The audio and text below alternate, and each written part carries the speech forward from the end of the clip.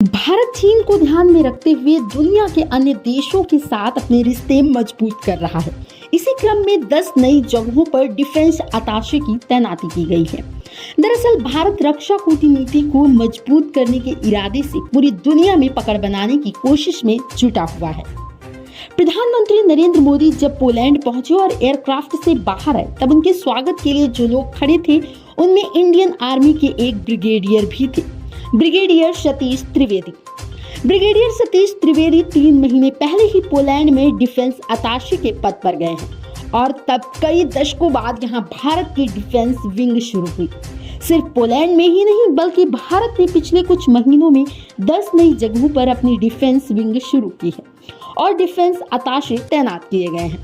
रक्षा सूत्रों के मुताबिक चीन जिस तरह से अलग अलग देशों में अपनी पकड़ बनाने की कोशिश कर रहा है, ऐसे में भारत के लिए भी जरूरी है कि नई नई जगहों पर वह अपनी डिफेंस डिप्लोमेसी को मजबूत बनाए।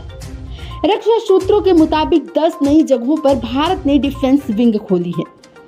इसे डिफेंस अताशे हेड कर रहे हैं।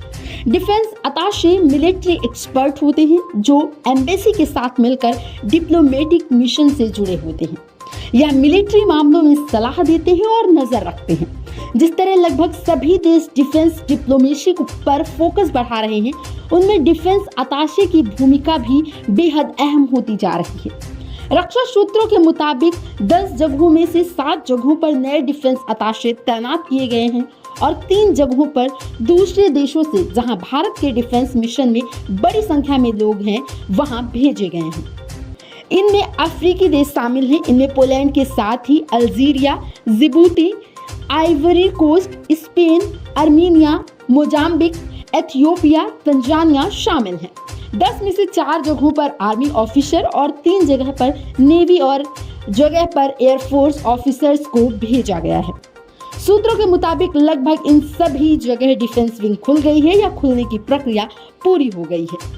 मंत्रालय के एक सीनियर अधिकारी के मुताबिक चीन जिस तरह से हर जगह अपनी मौजूदगी बढ़ा रहा है, तो हमें भी दूसरे देशों को यह बताना होगा कि हम भी उनके साथ बेहतर रिश्ता चाहते हैं। डिफेंस डिप्लोमेसी के जरिए दूसरे देशों के साथ ज्वाइंट एक्सरसाइज, ट्रेनिंग, एक्सचेंज जैसे कार्यक्रम पर फोकस रहता है और इनमें हमें उन जगहों पर एक्सपर्ट्स मिल जाते हैं। भविष्य में कभी भी वहां कोई ऑपरेशन करने की जरूरत हो तो हमारे पास भी वहां के एरिया एक्सपर्ट होंगे। साथ ही हर जगह की मिलिट्री इंडस्ट्री भी ग्रो कर रही है। यह एक दूसरे से नई तकनीक और नई टैक्टिक सीखने के लिए भी जरूरी है। भारत अफ्रीकी देशों को स्वदेशी Tejas fighter, rocket launcher system, BrahMos missile, air defence missile system भी एक्सपोर्ट करने की कोशिश कर रहा है। ब्यूरो रिपोर्ट, नौ दुनिया न्यूज नेटवर्क।